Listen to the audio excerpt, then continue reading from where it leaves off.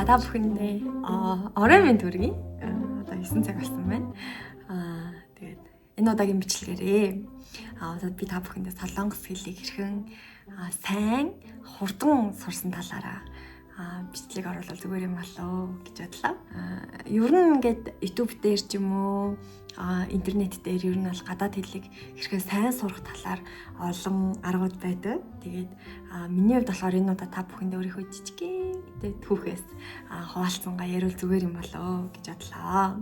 Тэгээд би болохоор ер нь бол Орнод аймгийн Чой басна хотод төрсэн. Тэгээд тэндээ 7 дугаар анги хүртлээ. 7 дугаар ангийн баг нэлийн хагасаасаа юм уу? Би аав ээжийнхээ ажлын шаардлагаар Сэлэнгэ аймаг руу нүүсэн байгаа. Тэгээд яг тийм нэг өсөөрийн ч юм уу тийм нэг тийм эмзэг үе байсан болохоор ягаад ч юм бэ маш их тасхад хэцүү байсан санагдаж байна. Хичээлдээ явах дурггүй, очсон ч хийдэггүй, бүх юм сонирхолгүй, ямар ч найз нөхөд байхгүй нэг тийм хэцүү үе байсан. Тэгээд ямар санд энэ дээр нэг батг гарах юм бол батг гарчлаа явахгүй. Тэгэл нэг тийм тиймэрхүү үед байсан. Гэхдээ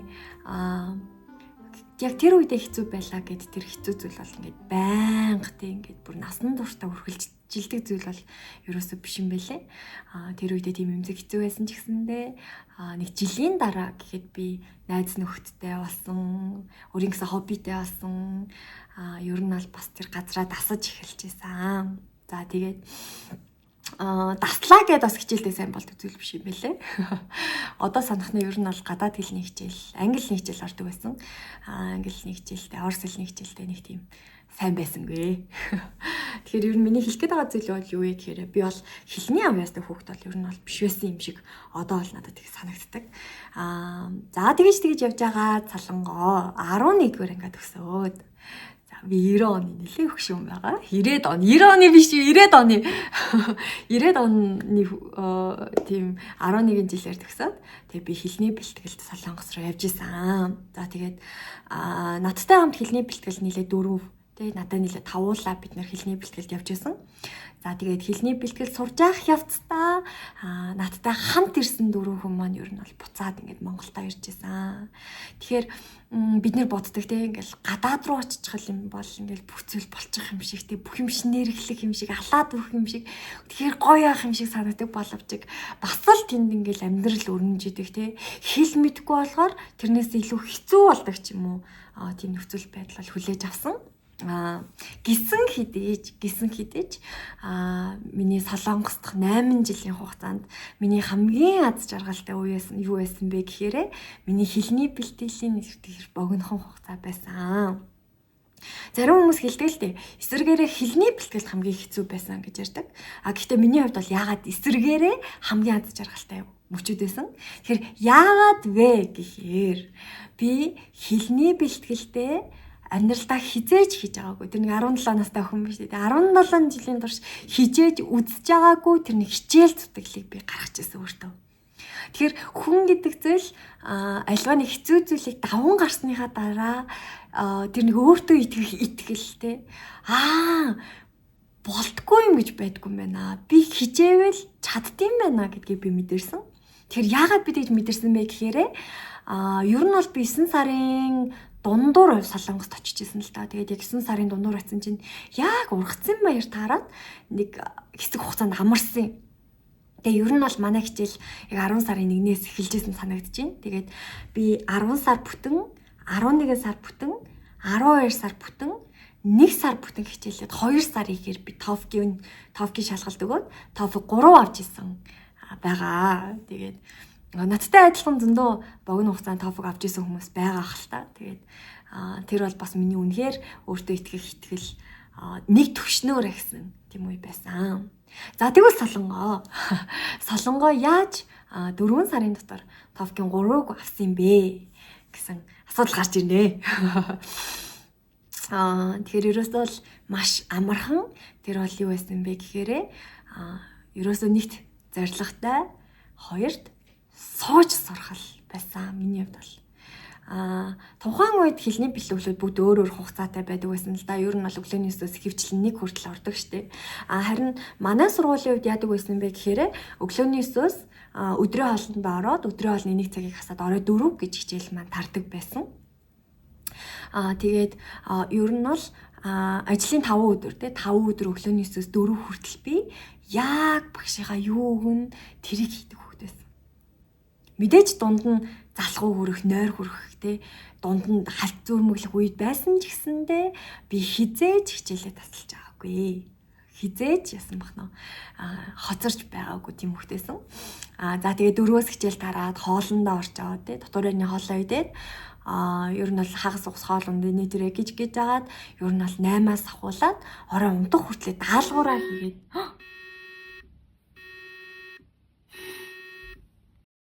за уучлаарай техник алдагарлаа. Тэгээд ер нь бол унтах хүртлээр хичээлээ хийдэг байсан. Тэгэхээр би үүнээс бас юг ойлгож авсан бэ гэхээр би солонгос хэлний бэлтгэл явдаг байсан ч гэсэндээ хичээл ихтэй байсан болохоор ч тэр юм надад ажил хийх нэг зав ерөөсөө гардггүй байсан. Тэгээд угаасаа сайн ярьж чадахгүй болохоор ч тэр мөний хэмэр хүмүүстэй яриач гэж нэг тийм зоригддаггүй байсан. Гэсэн хэдиж би өглөөний өсөөс оройны унтах хүртлээр үг цээжлэх, тэг багшийнхаа өгсөн даалгаврыг хийх, тасгал хийснээрээ би ер нь бол 4 сарын хугацаанд TOEFL-ийн 3-ыг авсан байгаа. Тэгэхээр та бүхэн маань заавал яг тэр орчинд нь биш байсан ч гэсэндээ Монголдоо ямар ч хэлийг сурч исэн байсан гэсэндээ яг бүх зүйлээ зориулаад тэгээ өглөөнөөс орой хүртэл тэр нэг хэлийг сурахад зориулах юм бол 4 сарын хугацаанд бол дунд төвшний оноог бол бүрэн авах боломжтой байдгийм байлээ гэж хэлмээр байна. Тэгээд дахин хэлэх зүйл нь юу вэ гэхээр маш тийм тууштай байдал. Суугаад л сурч хэрэгтэй. Өглөөнөөс орой хүртэл яг сандал дээр би уцаараа YouTube ч юм уу Facebook орохгүйгээр найзтайгаа чатлахгүйгээр тэгээ би яг энэ хэл гэдэг зүйлд ингээд зориулнаа. Би ноноог л аавна гэсэн тэр зорилготой үнэнч хамгийн гол нь суугаад хийгээд ах юм бол чиний хүчин чармайлт хизээч чамайг орвиг ч болохгүй гэж хэлмээр. За тэгээд солонгоо 4 сарын хугацаанд TOEFL-ийн 3-ыг аваад их сургуульд орсон байгаа. Бакалаврыг орсон байгаа. Тэгээд ер нь бол манай хэлний бэлтгэлийн багш ер нь намайг магтаад идэг байсан л да. Солонгоо чиний дуудлага зүгээр байна те. Ярьж чадаад байна, болчих. Ер нь бол ангидаа орох нь асуудалгүй юм байна гэж ярьдаг байсан боловч тэр бүх зүйл маань их сургуулийн ангид ороод бүх зүйл нуурж эхэлсэн байгаа. Гэсэн.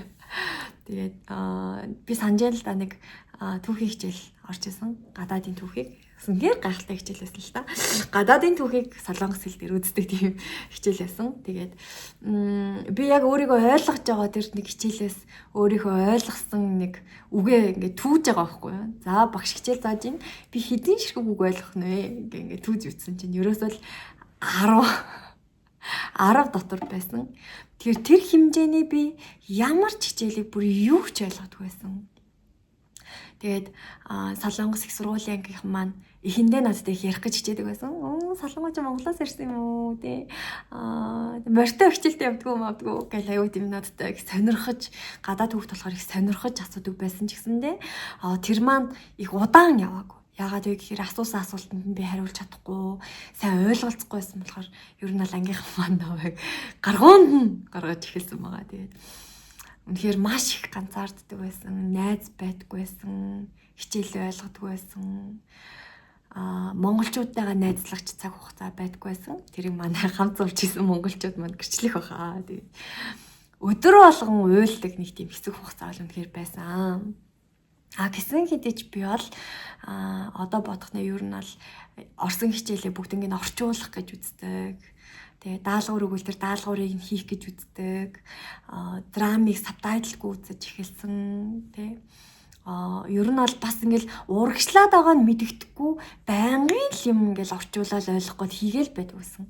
Тэгээд яг тэгж хийж байгаа ч гэсэндээ ерөөсөө бас болж өгдөггүй л байсан. Ярьсан юм нь ойлгохгүй, өөрийнхөө санааг ойлгуулж чадахгүй тий.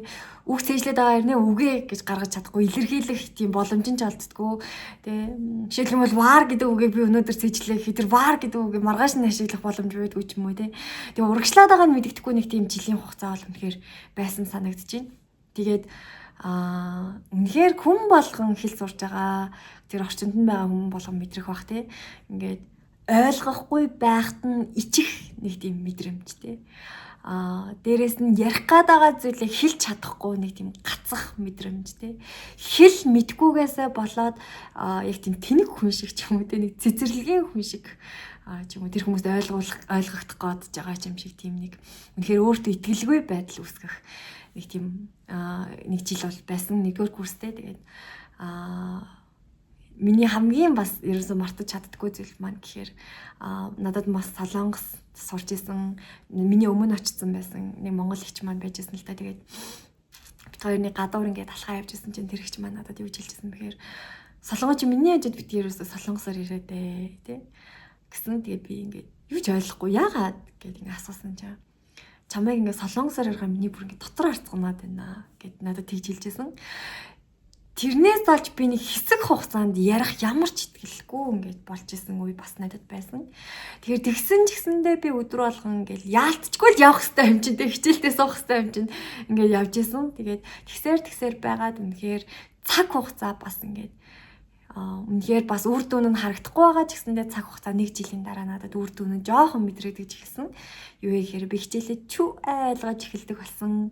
Өөрийгөө санааг чүү яасан бах нь бас илэрхийлдэг болсон. Хүмүүсийн ярьж байгаа юмны 11.3-ын ч юм уу те ойлгож эхэлдэг болсон.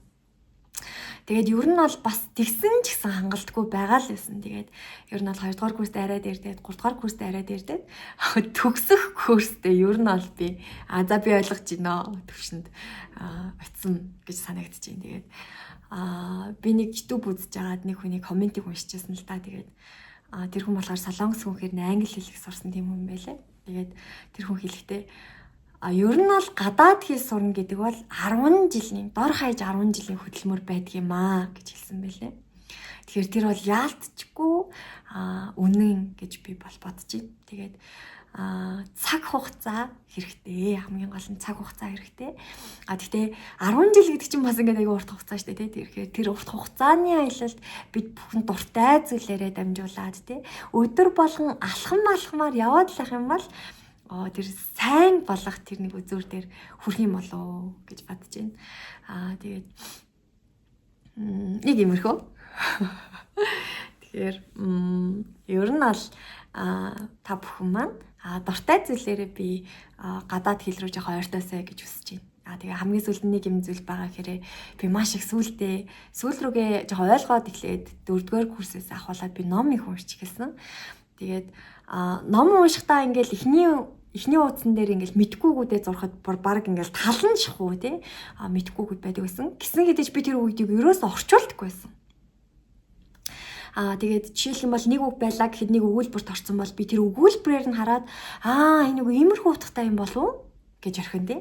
За тэгээ 10 уудсын дараа тэр үг маань ахаад нэг өгүүлбэрт орсон байх юм бол тэр өгүүлбэрээр нь дамжаад тэгвэл энэ өгүүлбэр дээр ингэж утгаар ороод байгаа юм болов гэж гисэн байдлаар би ном уншиж эхэлсэн. Тэгээд ер нь бол яг тэр арга маань зөв санагдсан. Яагаад вэ гэхээр яг хүүхэд хэлд орж байгаа юм шиг би үгийг цээжилж биш, толгоогоор цээжилж биш. Ер нь бол ингэж өөртөө уусгаж авсан гэж би хэлмээр байна. Тэгэхээр та бүхэн маань бас ном их уншаад үзээрэй. Тэр бүгдийг орчуулалгүйгээр зүгээр л уншаад үзээрэй. Энэ үг ийм л юм байлгүй дээ. Ийм утгатай юм шиг байна гэж өнгөрөөгөөд уншсаар байх юм бол тэр олон давтамжууд тэр өгүүлбэр доторх тэр үгүүд чамд ямар утгатайг чинь өөрөө хэлээд өгөх байхаа гэж бодож байна. Ямар ч юм guys тууштай агаарай. Хамгийн гол нь сонирхолтой зүйлээр та бүхэн хэлээ сурах гад хичээгээрэй. Тэгээд мэдээж оноо авах ч юм уу те юм богино хугацааны зорилготой авах юм бол зорилгоо тавиад нэг 4-5 сар шүдээ зугаад суугаад үзээрэй. Тэгэх юм бол та бүхний хичээл зүтгэл та бүгдийг хизээж хуурдаг байгаа шүү. За тэгээд дараагийн бичлэгээр илүү гой сонирхолтой зүйлүүдээр ярилцгаая. Та бүхэн маань коммент бас бичээд өгвөл би баярлах биш үү? Баярлалаа.